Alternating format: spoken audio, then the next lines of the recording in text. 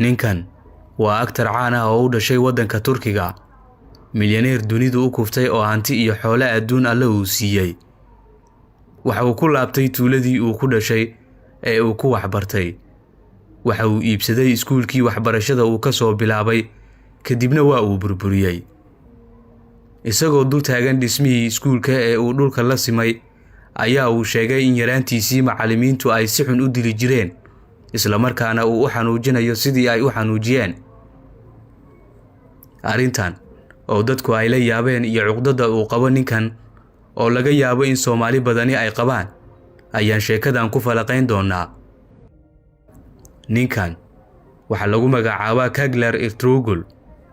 Waa jilaa caan ka ah waddanka Turkiga. Waxa uu ku dhashay magaalada yar ee Izmir ee ku taalla galbeedka Turkiga. Caruurnimadiisii waxa uu ka soo qalin jabiyay iskuulka sare ee Barnova High School, kadibna waxa uu sii gudbay jaamacadda Koç University ee ku taalla caasimadda Istanbul. Waayihiisii adkaa ee waxbarashada kadib waxa uu noqday jilaa iyo aktar caan ka ah guud ahaan Turkiga. Waxa uu ka qayb qaatay filimaan dhowr ah oo dadku ay aad u jecleysteen. Waa jilaaga filimkii The Mountain iyo The Mountain 2. Waxa uu sidoo kale ka soo qayb qaatay filimaan waaweyn oo mar qabsaday shaashadaha caalamka iyo musalsalo taxane ahaa, ilaa uu ku guuleystay jilaaga ugu fiican iyo biladda isjajabinta iyo romaansiga ee loo yaqaan Golden Butterfly Award sanadkii 2020. Ninkani oo hadda caan ka ah guud ahaan caalamka ayaa maalmihii la soo dhaafay hadalhayntiisu ay baraha bulshada qabsatay.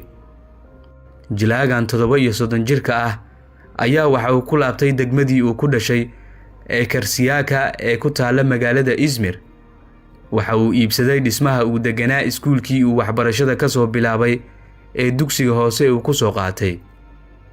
Halkii la filayay inuu hormariyo oo uu dhismo qurux badan u dhiso, waxa uu burburiyay gabi ahaanba dhismaha dugsiga, waxa uuna la simay carada. Fasalkii uu dhigan jiray iyo iskuulkii oo burbursan ayaa sawir uu ku soo galay, waxa uuna barihiisa bulshada oo malaayiin qof ay ku xiran tahay ku baahiyay qoraal caan baxay iyo sawirkiisa isagoo dhex taagan dhismaha iskuulka. Waxa uu yiri, dugsigayga hoose waxaan la kulmay jirdil iyo tacaddi. Macallimiinta mar walba waa ay dili jireen si xun. Sidaasi darteed waxaan iibsaday guud ahaan iskuulka oo aan dhulka la simay. Waxaan u xanuujinayaa sidii ay ii xanuujiyeen.